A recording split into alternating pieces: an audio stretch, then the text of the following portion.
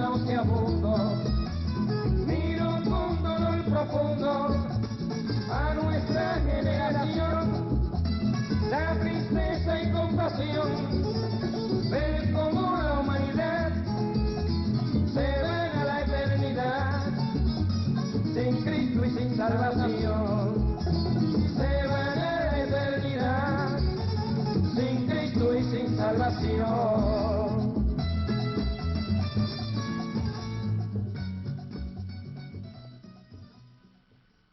Queridos amigos, los invitamos a participar con nosotros en un nuevo capítulo de nuestro curso sobre la historia del pueblo de Dios en su peregrinación hacia la Nueva Jerusalén. Hoy queremos estudiar algunos eventos importantes que ocurrieron temprano en el siglo XX y que cambiaron radicalmente la composición del movimiento cristiano y la dinámica de la iglesia entre los hispanos. Me llamo Abundio López. Estoy aquí con mi esposa Rosa y el pastor Guillermo Seymour, un dedicado siervo del Señor. Fue en la iglesia del pastor Seymour que comenzamos nuestro ministerio. Nosotros somos hispanos. Nuestras familias tienen sus raíces en México. También somos pentecostales. Para ser más exactos, somos los primeros hispanos que se incorporaron al movimiento pentecostal. Hay personas que hablan mal de nuestro movimiento y que nos rechazan por nuestros orígenes humildes y porque nos consideran unos fanáticos. Pero nadie puede negar el gran impacto que ha tenido nuestro movimiento en todas partes del mundo. Ya existen ahora más de 400 millones de pentecostales en el mundo entero. De cada 4 cristianos en el mundo, 1 pertenece a nuestro movimiento pentecostal. Entre el 80 y el 90% de todos los hispanos no católicos son pentecostales. Cada día 8,000 personas salen de la iglesia romana para adherirse a una congregación pentecostal.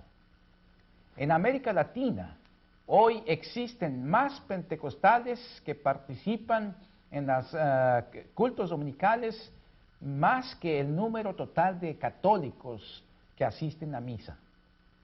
Pero no estamos aquí para llenarlos de tedio, llenándoles de estadísticas o para jactarnos de nuestros logros, sino para testificar de la grandeza de nuestro Dios, mientras les contamos cómo comenzó nuestra iglesia.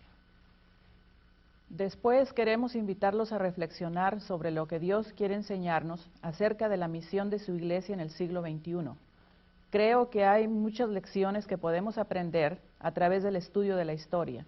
Son lecciones importantes no solamente para los pentecostales, sino para todos los cristianos, sean católicos, bautistas, calvinistas o luteranos. Pero para comenzar esta historia, voy a dar la palabra al pastor Seymour.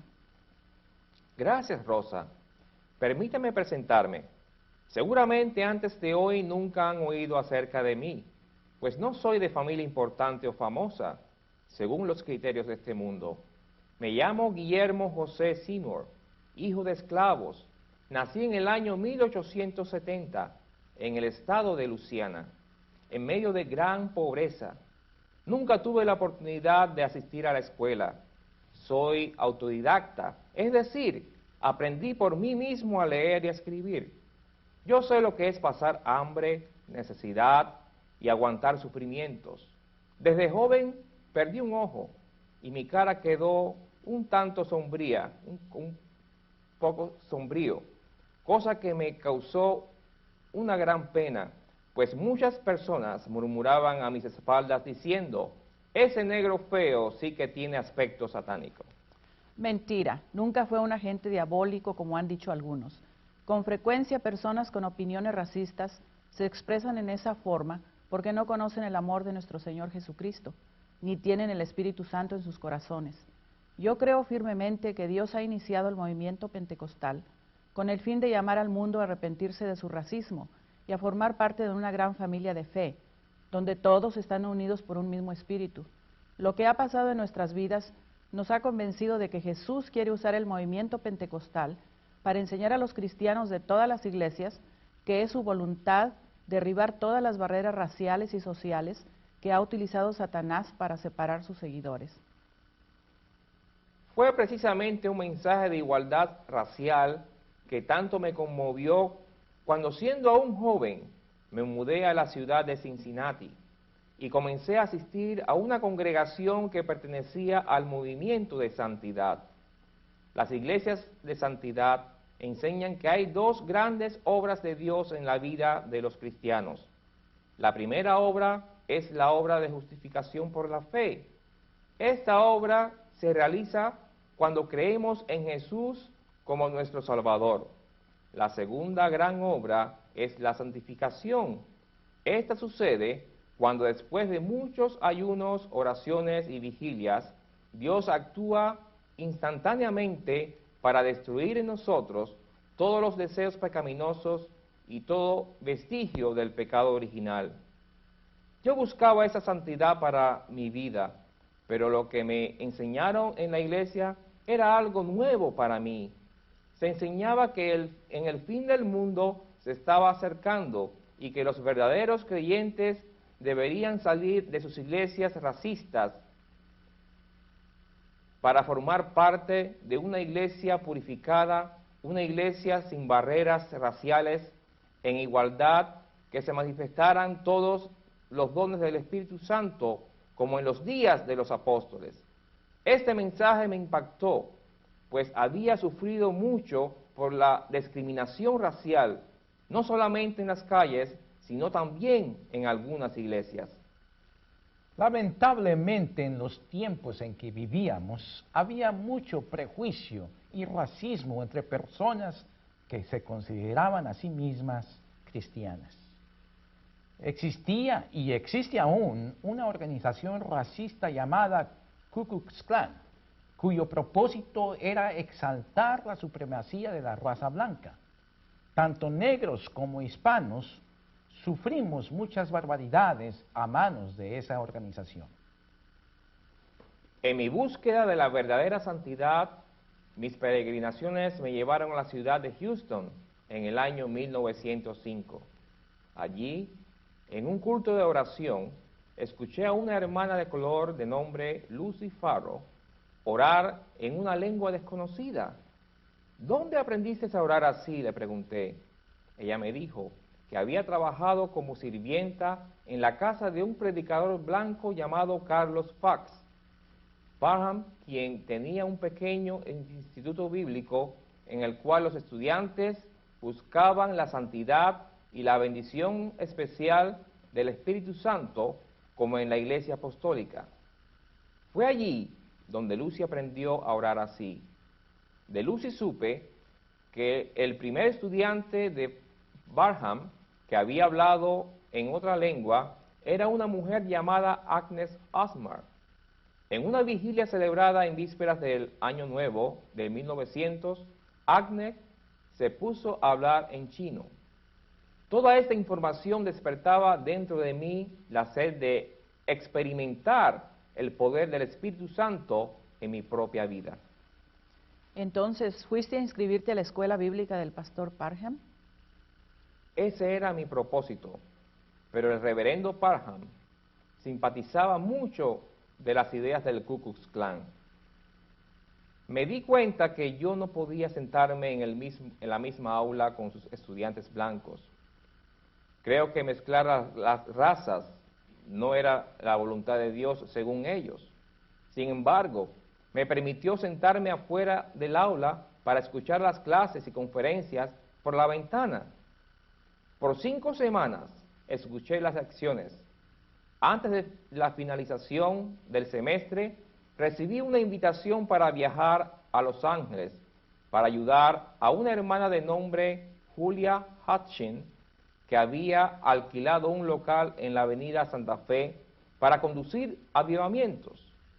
El reverendo Parham me presentó una parte del dinero que necesitaba para pagar el pasaje del tren, y de esa manera llegué a California. Y así mi hermano comenzó su ministerio en Los Ángeles. Según me cuentan, no fue nada fácil. Tuvo que soportar muchas pruebas.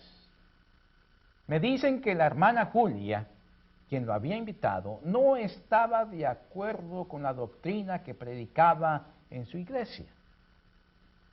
Por lo tanto, fue obligado a salir de allí.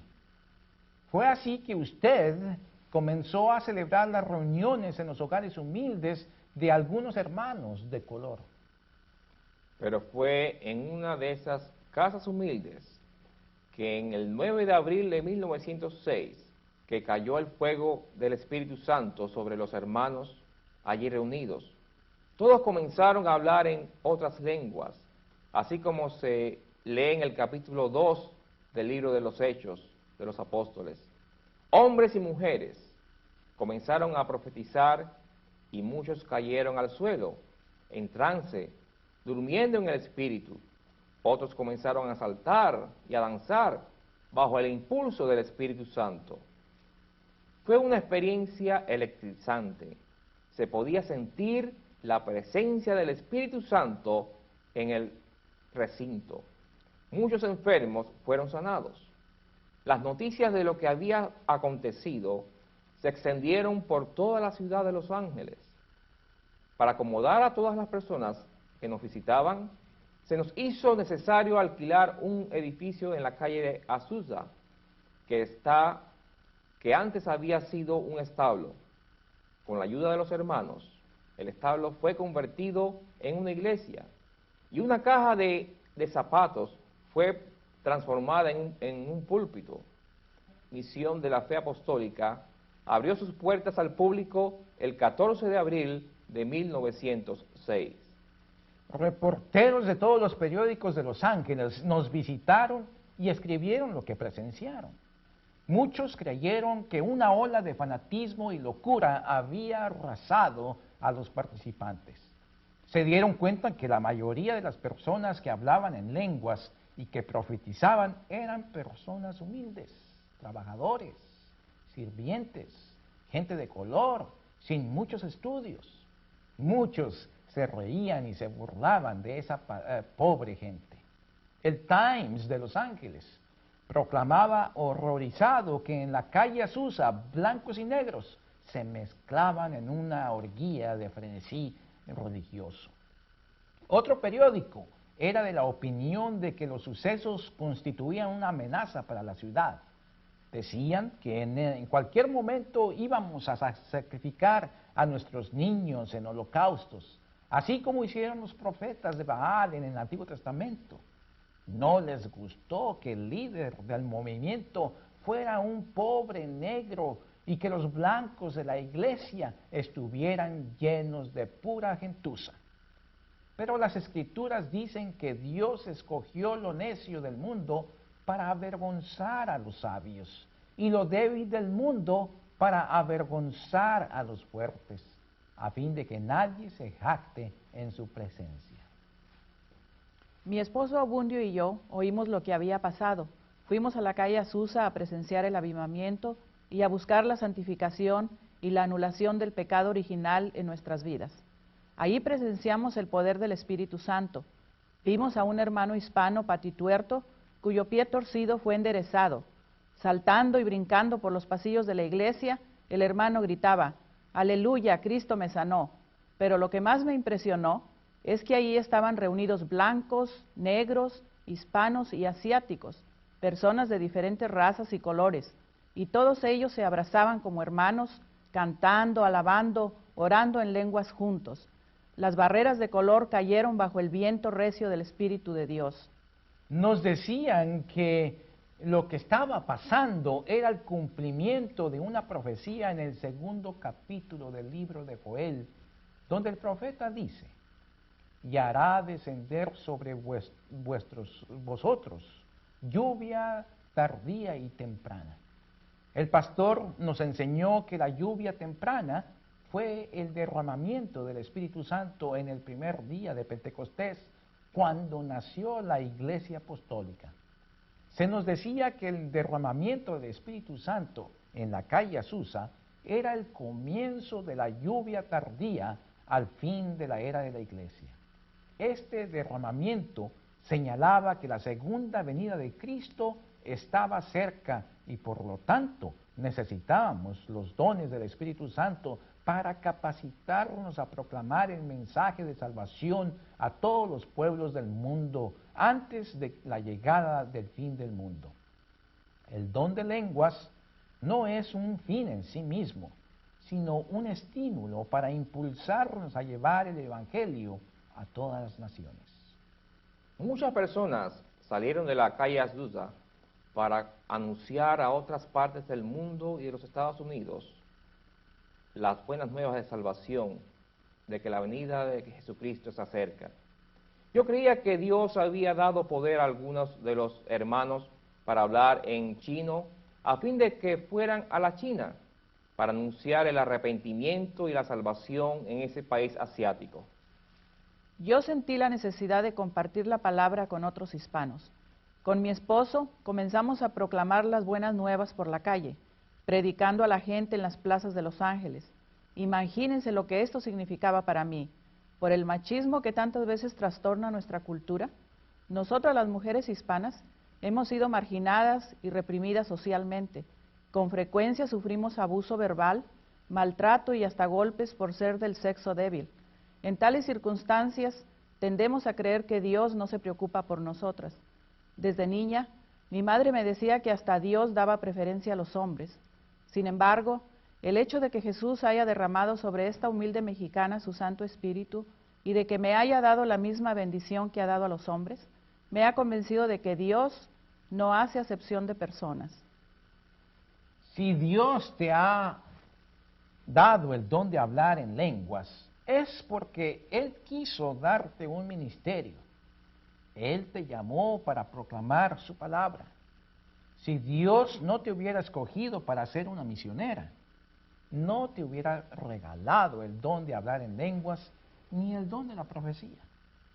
Después viajamos a San Diego para anunciar a los hispanos lo que Dios estaba haciendo. Aunque yo era un humilde trabajador sin estudios, Dios me convirtió en predicador del Evangelio y pastor de una congregación en Los Ángeles. Cuando mi viejo profesor, el reverendo Barham, oyó lo que estaba pasando en Los Ángeles, hizo el viaje desde Kansas para conocer de nuestra misión. Me puse muy contento al verle y le ofrecí el púlpito de nuestra iglesia. Grande fue mi asombro cuando, en vez de dar gracias a Dios por los milagros que el Espíritu estaba llevando a cabo, comenzó a denunciar todo esto. Decía que estábamos involucrados en espiritismo e hipnotismo. Decía que podía discernir dentro de nuestras reuniones la presencia de los espíritus familiares. Insinuaba que los gritos de las personas que caían eran personas que quedaban en trance y descansaban en el Espíritu, no eran evidencias del Espíritu Santo, sino de la presencia de espíritus malignos. Según él, la mezcla de razas tan evidente en nuestras reuniones militaba en contra de la voluntad del Señor. Tuvimos que decirle al reverendo Parham que saliera de nuestro medio, que no regresara más nunca. Se fue a otra parte de Los Ángeles, donde se puso a dirigir su propia campaña evangelística y donde no perdió un instante de hablar mal de nuestro movimiento. Lamentablemente, muchos pentecostales blancos se apartaron del movimiento apostólico de la fe, fundado por el pastor Seymour, porque no querían seguir siendo miembros de una organización en la cual la mayoría de los dirigentes eran de color. En 1914, los pentecostales blancos establecieron su propia organización, las Asambleas de Dios. Otra razón por el establecimiento de las Asambleas de Dios fue que muchos hermanos llenos de entusiasmo salieron a otras partes del mundo para anunciar el Evangelio. En muchas oportunidades salieron sin fondos, sin preparación lingüística y sin el apoyo de una organización eclesiástica. Llegaron a África, al Medio Oriente, al Lejano Oriente, esperando cosechar muchas almas para el granero del Señor. Muchos resultaron ser buenos misioneros, pero otros quedaron varados en situaciones pésimas. sin fondos, enfermos, desesperados y sin posibilidades de volver a casa. Se establecieron las asambleas de Dios con el fin de coordinar la salida de misioneros y el establecimiento de nuevas obras, a fin de que todo fuera hecho decentemente y en orden. A pesar de las dificultades, nuestro movimiento se extendió por todo el mundo. De nuestra iglesia en la calle de Azusa salieron centenares de personas tocadas por el Espíritu de Dios. Nuevos grupos pentecostales nacieron en África, Europa, Asia y América Latina. Un hermano mexicano de nombre Francisco Olasalva sembró iglesias pentecostales a lo largo de Texas, Nuevo México, Nueva York, México y Puerto Rico, estableciendo el Consejo Latinoamericano de Iglesias Cristianas. La iglesia siempre crecía más entre las personas pobres, marginadas y oprimidas. Yo creo que la música con que se alaba a Dios en nuestros avivamientos ha hecho mucho para atraer a las personas a nuestras reuniones. Desde un principio permitimos a los hermanos cantar alabanzas al Señor usando sus instrumentos tradicionales, guitarras, maracas, tambores africanos, marimbas guatemaltecas, saxofones, zampoñas andinas y baterías. Solíamos glorificar al Señor con ritmos de salsa, merengue, cumbia, joropo, mariachi, tango y jazz. Ha sido más fácil comunicar el Evangelio por medio de cantos y coritos que por medio de libros de teología. Entre nosotros se alaba a Dios no con la música de la gente fina, sino con la música del pueblo. Los dones que el Espíritu Santo ha derramado sobre algunos de nuestros líderes también han ayudado en fortalecer nuestro movimiento. Los adinerados siempre pueden acudir a los hospitales de renombre y comprar los servicios de los médicos más famosos, pero los pobres, a quienes faltan los recursos, tienen que sobrevivir dependiendo de los milagros. Doy gracias a Dios por los dones que ha dado a su iglesia, de sanidad, de profecía, de lenguas y el poder para expulsar demonios. Hermana Rosa, yo he visto dentro de nuestro movimiento a personas que poseían muchos de los dones que tú has mencionado, pero muchas de ellas han provocado disensiones, divisiones, dentro de nuestras iglesias. Muchos pentecostales blancos que se jactan de haber sido bautizados en el Espíritu Santo me han rechazado porque soy negro.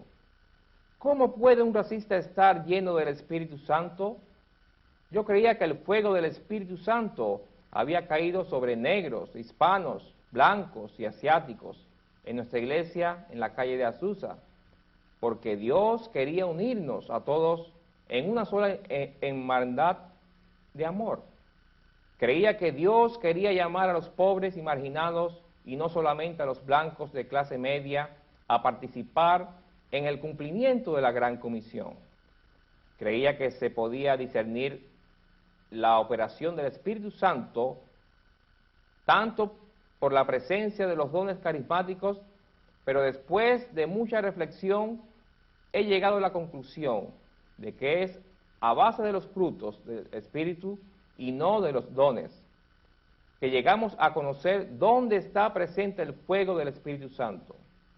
En los últimos años de mi vida llegué a interpretar la experiencia pentecostal de otra manera. Ahora no me importa cuántas lenguas hablan los que afirman ser miembros de nuestro movimiento. Si se ponen iracundos, si hablan en contra de sus hermanos, si son racistas, si no tienen amor, no tienen el bautismo del Espíritu Santo. Sí, Pastor Guillermo, estoy de acuerdo. Varias veces he gozado durante nuestras reuniones la experiencia de dormir en el Espíritu, lo que los gringos llaman being slain in the Spirit, o muriendo en el Espíritu. Al recibir la imposición de las manos, me caí al suelo como muerta, como en un sueño profundo. Después sentí una gran paz y un gozo inefable en todo mi ser. Para mí fue algo maravilloso. El Señor me había tocado. Pero esta dulce experiencia casi llegó a ser para mí un fin en sí mismo.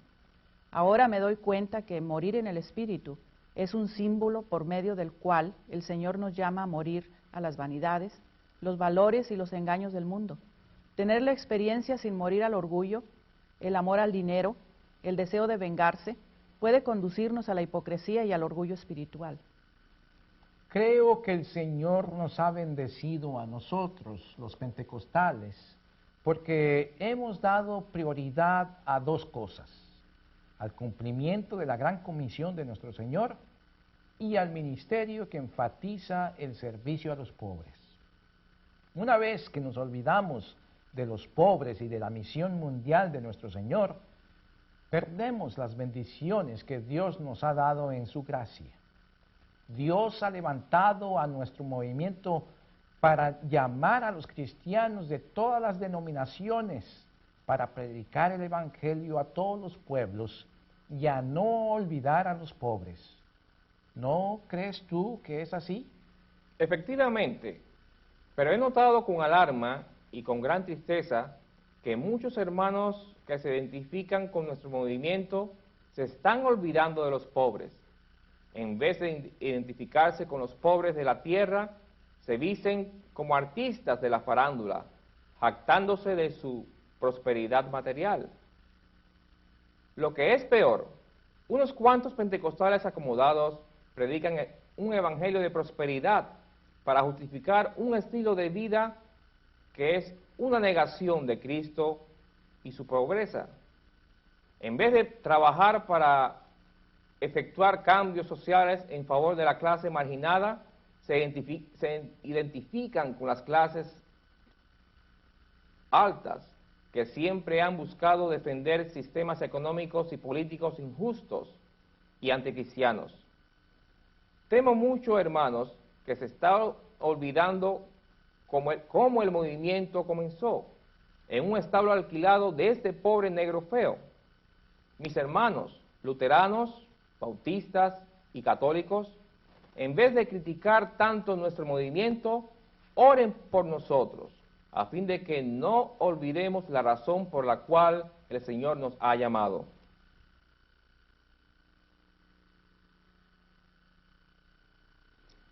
Otra diferencia entre los frutos y los dones del Espíritu Santo es que los frutos del Espíritu Santo no pueden ser falsificados. No es lo mismo con los dones carismáticos. Martín Lutero solía decir que el diablo es como el simio o el mono de Dios. Lo que quería decir Lutero con esto es que a Satanás le encanta imitar o copiar a Dios y a sus profetas con el fin de engañar a las personas, así como los monos con frecuencia imitan las acciones de los seres humanos. San Pablo nos dice que Satanás es capaz de disfrazarse como un ángel de luz para seducirnos con otro evangelio diferente. En la historia de la Iglesia podemos observar cómo el Espíritu Santo sí da a sus hijos los dones espirituales mencionados en 1 Corintios capítulo 12, versículos 8 al 11. Sin duda el Espíritu puede dar a un hermano el don de hablar en una lengua desconocida o de hacer milagros.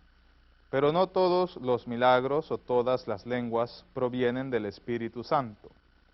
Satanás es capaz de imitar los dones del Espíritu Santo para provocar confusión, división y herejía entre los seguidores de Cristo. Pero Satanás no es capaz de producir los frutos del Espíritu Santo porque no concuerdan con su naturaleza de asesino, engañador, orgulloso y acusador. Los frutos del Espíritu Santo mencionados en Gálatas son los frutos que surgen de la vida de una persona que ha sido justificada por la fe.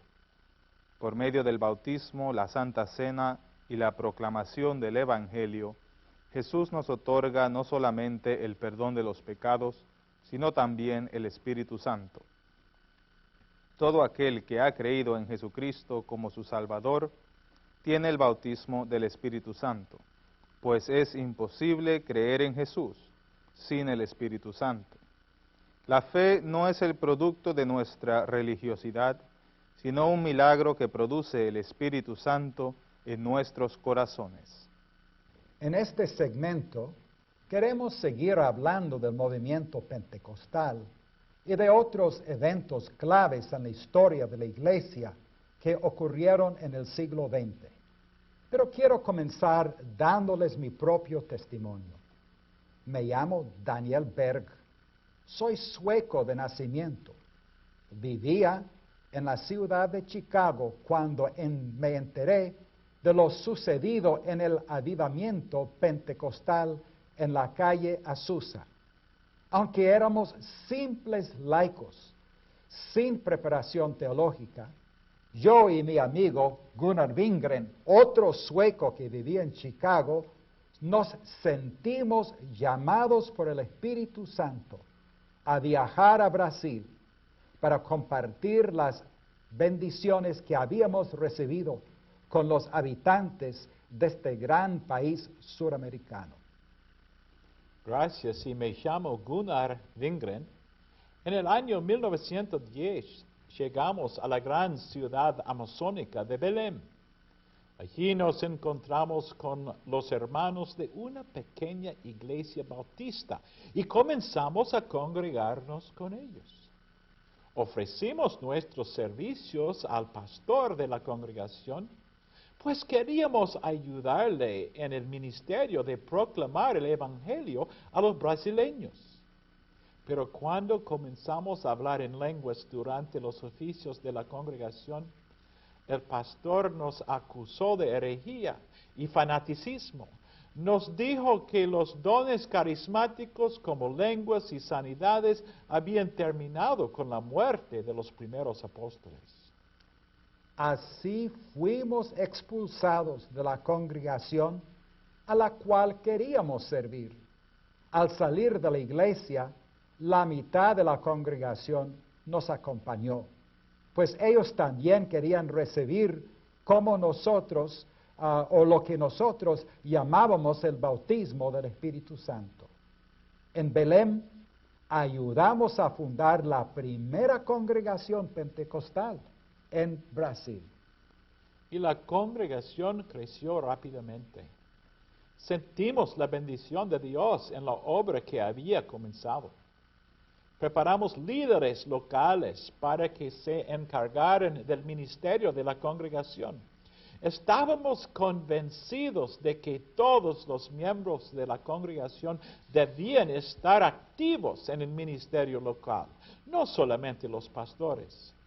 Le dimos la oportunidad a los laicos a dar testimonio, de enseñar, dirigir la música, cantar cantos especiales, dirigir estudios bíblicos en casa y de hablar en lenguas.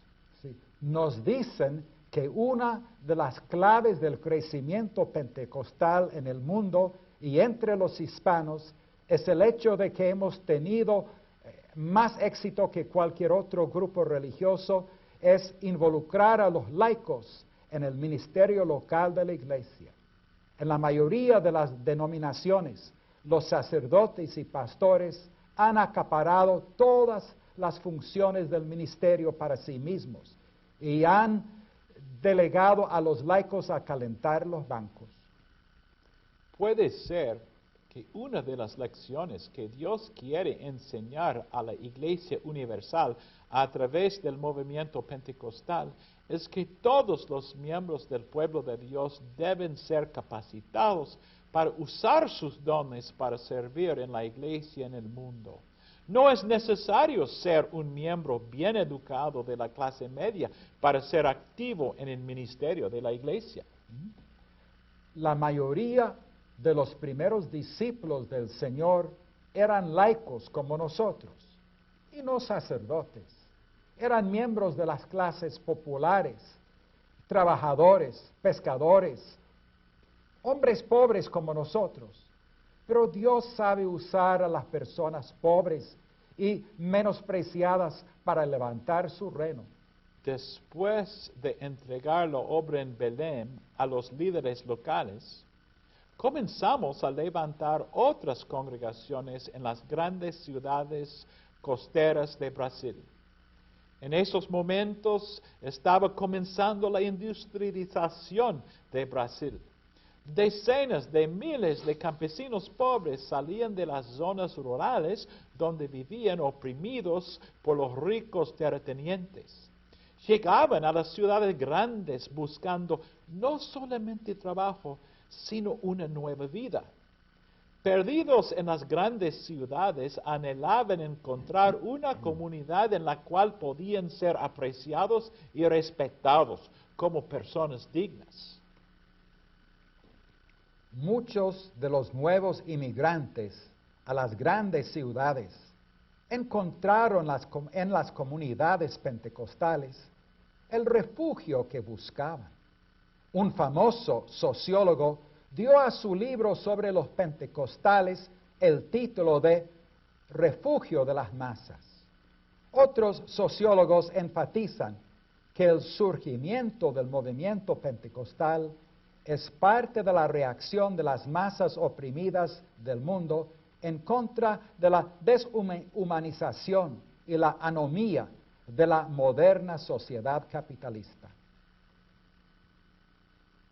Mientras que otras denominaciones cristianas en el Brasil se preocupaban para penetrar las selvas y las zonas fronterizas del país, nosotros los pentecostales nos dimos cuenta de la importancia de las grandes ciudades y el movimiento de millones de personas rurales a los grandes centros urbanos de nuestro planeta.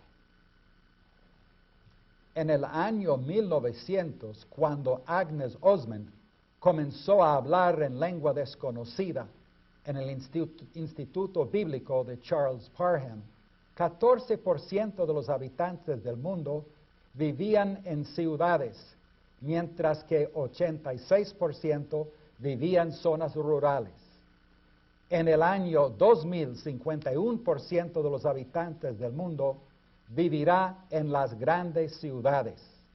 Sin embargo, muchos movimientos cristianos siguen concentrando la mayoría de sus recursos en zonas rurales.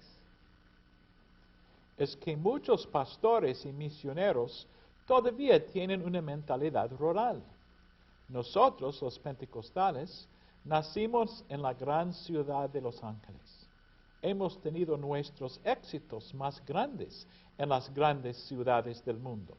Hemos aprendido a sobrevivir en los barrios y favelas pobres de las ciudades donde abundan las drogas, las pandillas, la prostitución y el crimen organizado.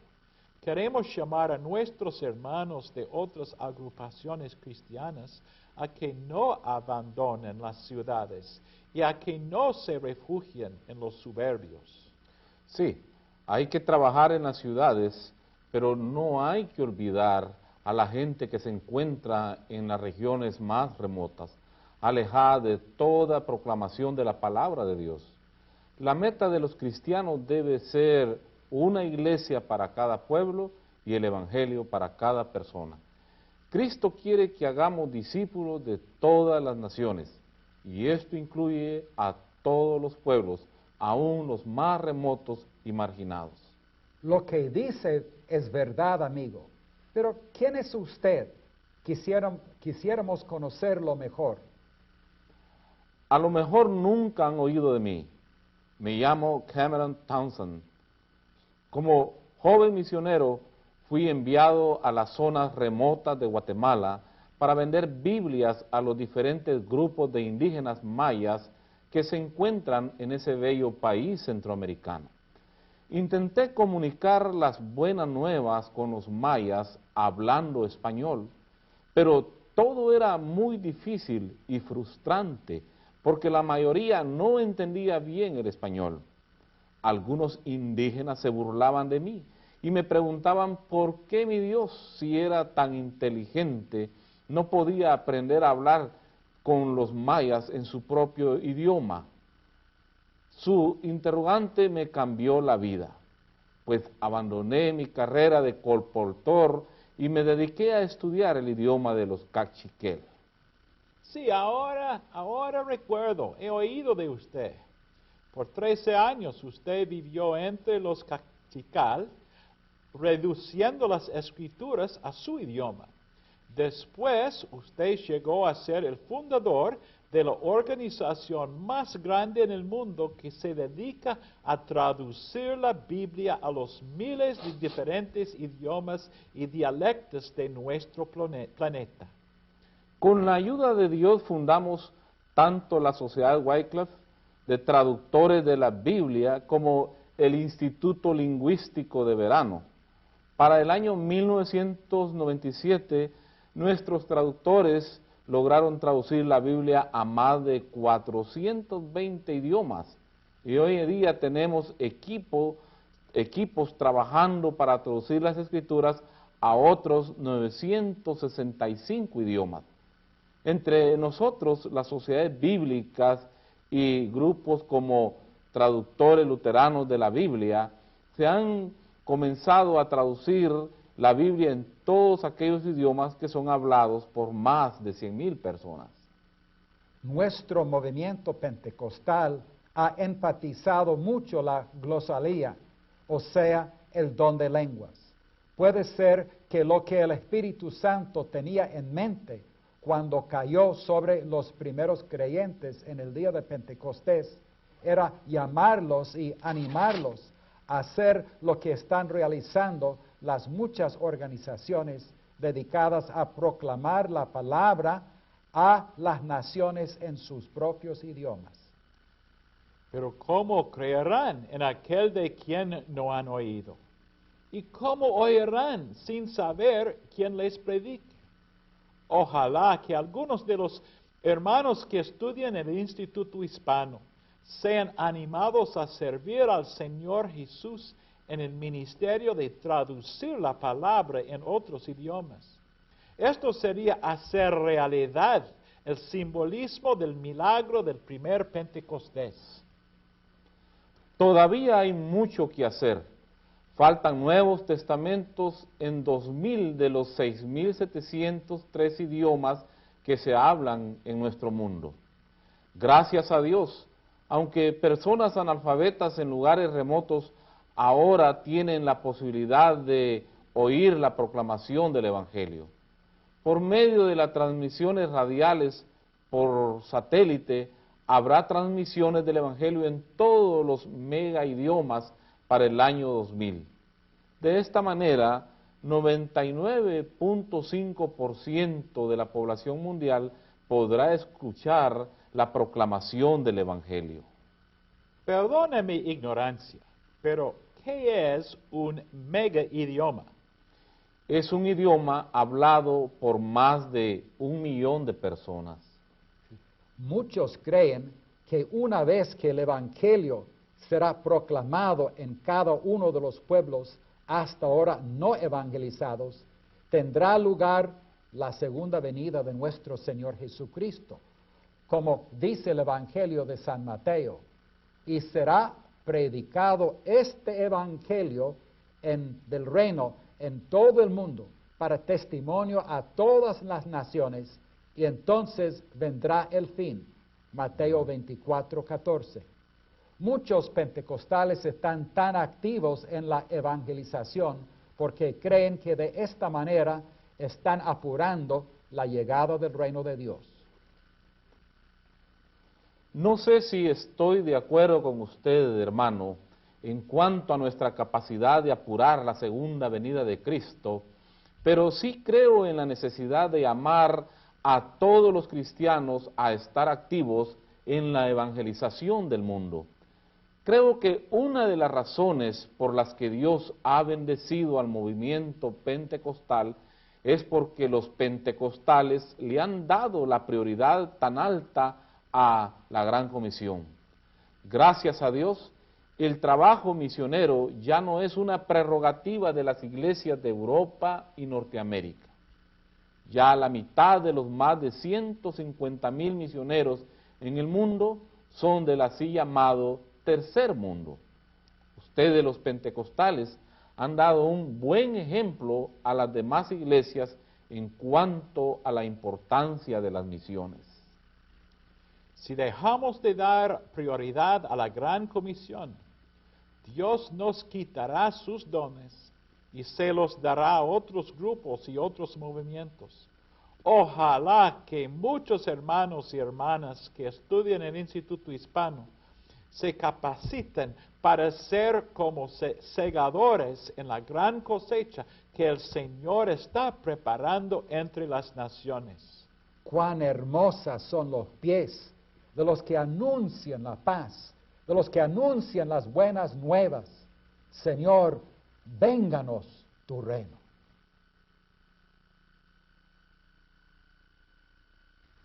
En las dos dramatizaciones que hemos visto en esta videocharla, hemos observado cómo nació el movimiento pentecostal y cómo ha crecido entre los sectores sociales más marginados de los Estados Unidos y de América Latina.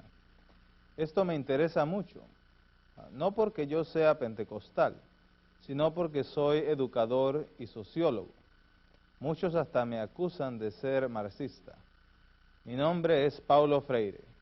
Estoy aquí con ustedes en este segmento con otro brasilero, el padre franciscano Leonardo Boff, un hombre que ha luchado valientemente para defender los derechos humanos de los pobres y marginados. En la primera parte de la década de los 60, el presidente de Brasil me nombró para desarrollar un programa de alfabetización y capacitación social para servir a los campesinos y trabajadores de mi patria natal. Pero al iniciar tus estudios, Paulo, te encontraste con un gran problema. Los pobres y marginados con quienes comenzaste a trabajar no mostraban interés en estudiar. Creían que no valía la pena aprender a leer y escribir porque nunca cambiaría su penosa situación de hambre, miseria y opresión. Después de tantos años de sufrimiento, habían caído en el fatalismo. Creían que era su destino sufrir y ser pobres. Según ellos, no valía la pena intentar superarse, pues no era la voluntad de Dios. Nuestra pedagogía, por lo tanto, no comenzaba enseñando el alfabeto, sino ayudando a los oprimidos a descubrir que su pobreza y su sufrimiento no eran su destino. Tenían que analizar su situación para descubrir que los pobres no son pobres por ser negros o indios, ni por ser más pecadores que los ricos. Los pobres son pobres no porque sea su destino o su karma, no es porque hayan nacido bajo cierto signo del zodiaco. No, los pobres son pobres porque los ricos son ricos. Los culpables del sufrimiento de los pobres son los ricos terratenientes, banqueros capitalistas, los políticos corruptos y los teólogos que justifican el acaparamiento de los bienes de la creación por parte de las élites dominantes. El proceso pedagógico que sirve para ayudar a los pobres a tomar conciencia de la verdadera razón de su sufrimiento es lo que llamamos concientización. La segunda fase de la concientización tiene como finalidad ayudar a los oprimidos a darse cuenta que Dios no está con las élites dominantes, sino que está con los pobres. Desde los días de los esclavos hebreos que sufrían bajo los capataces en Egipto, Yahvé es el Dios que oye el clamor de los oprimidos. Dios es el Dios de los pobres, los refugiados, los esclavizados, los marginados, los oprimidos. Dios ha actuado a través de toda la historia humana para capacitar a los pobres, no solamente a librarse de la opresión, sino también para establecer el reino de Dios aquí en la tierra. Sí, Dios está con los oprimidos y no con los sistemas opresores. Los sistemas políticos, económicos y sociales que producen opresión pueden ser cambiados. Puesto que Dios quiere capacitar a los pobres para transformar su realidad, vale la pena aprender a leer y a escribir. Sí, vale la pena capacitarse. Sí, vale la pena luchar por tener un mundo mejor que no será otra cosa sino el reino de Dios. Nosotros creemos que la misión que Dios nos ha dado aquí en la tierra es de ayudar a los pobres a llegar a ser autores de su propia liberación y de la liberación del mundo. Después del golpe militar en 1964, yo fui perseguido por el nuevo gobierno de Brasil. Mis ideas fueron denunciadas como demasiado revolucionarias. Tuve que huir a Chile, donde presté servicios al gobierno del nuevo presidente Salvador Allende. Cuando Allende fue derrotado por el golpe militar del general Pinochet, tuve que huir nuevamente, esta vez a Suiza, donde trabajé en el Concilio Mundial de Iglesias. Hemos incorporado muchas de las ideas de Paulo Freire al movimiento de las comunidades eclesiales de base que comenzó en el Brasil en 1956.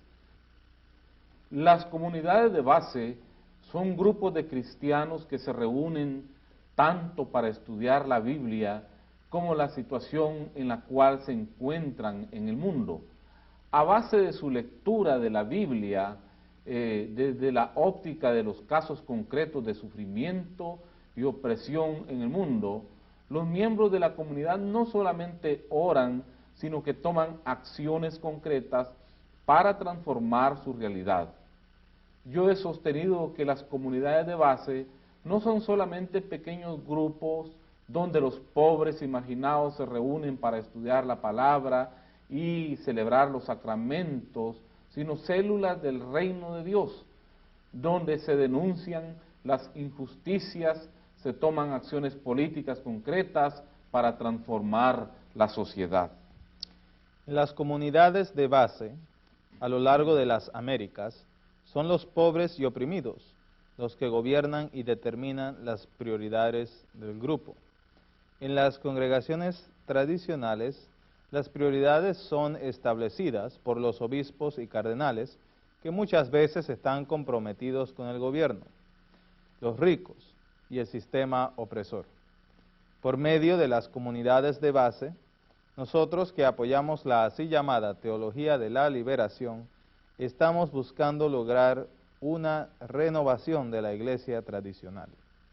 Al principio nosotros consideramos a los pentecostales como enemigos de nuestro movimiento, pero hemos tenido que hacer una reevaluación del papel de los pentecostales entre los hispanos. Nos hemos dado cuenta que el movimiento pentecostal ha surgido de las masas oprimidas, que se ha constituido en una contracultura opuesta a los valores anticristianos y opresores de la sociedad dominante. Además, es un movimiento cuyo liderazgo ha surgido entre los marginados y oprimidos. Al igual que nosotros, el movimiento pentecostal busca una transformación radical de la sociedad. Mi queja más grande en contra del movimiento pentecostal es que hasta ahora ellos han enfatizado más la salvación y la transformación del individuo y han hecho muy poco en cuanto a la salvación y transformación de los sistemas y gobiernos corruptos. Y ellos nos critican a nosotros porque creen que nos hemos politizado demasiado. Dicen que los latinos somos seres religiosos que estamos más interesados en experimentar la presencia de Dios en nuestras vidas que en programas políticos, sociales y económicos. En las reuniones que celebramos en nuestras comunidades de base, pasamos mucho tiempo analizando los problemas de la sociedad, mientras que los pentecostales pasan bastante tiempo en sus vigilias y cultos y buscan sentir el poder y la presencia del Espíritu Santo que se manifiesta en la glosalalia, la profecía y los exorcismos. Esta puede ser la razón por la que el crecimiento de las comunidades de base ha menguado, mientras que el movimiento pentecostal sigue en aumento. Sea como sea, la historia de la iglesia cristiana sigue adelante, entrando en su tercer milenio. ¿Quién sabe cuál será el próximo capítulo en esa historia? Lo que sí sabemos es que el último capítulo de la historia será el retorno de Cristo para establecer plenamente el reino de Dios.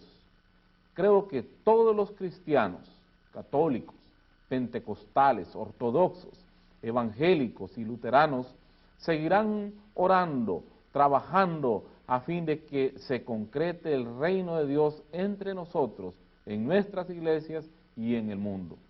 Aunque los mártires, santos y reformadores que hemos estudiado en este curso hayan tenido diferentes prioridades, diferentes enfoques doctrinales y diferentes programas para analizar y realizar sus sueños, todos estarían de acuerdo en unir sus voces y sus corazones para orar juntos la oración con la que termina el último libro del Nuevo Testamento. Maranata, amén. Sí, ven Señor Jesús. Delante de nuestros ojos podemos observar una pintura del artista latinoamericano Adolfo Pérez Esquivel. Teniendo en cuenta lo ocurrido en la última dramatización, discuta las siguientes preguntas. Número 1. ¿Qué es lo que representa el cuadro? Nuevamente, ¿qué es lo que representa el cuadro? Número 2. En su opinión, ¿cuál es la relación entre el cuadro y el último diálogo que hemos presenciado en esta videocharla? Otra vez, ¿cuál es la relación entre el cuadro y el último diálogo que hemos presenciado en esta videocharla? Y últimamente, 3, no hemos mencionado el título que lleva la pintura, porque en este ejercicio queremos que los miembros del grupo discutan entre sí cuál sería el mejor título para el cuadro. Escriba sobre la línea A el título que usted ha escogido. Escriba sobre la línea B el título escogido por el grupo. Muchas gracias.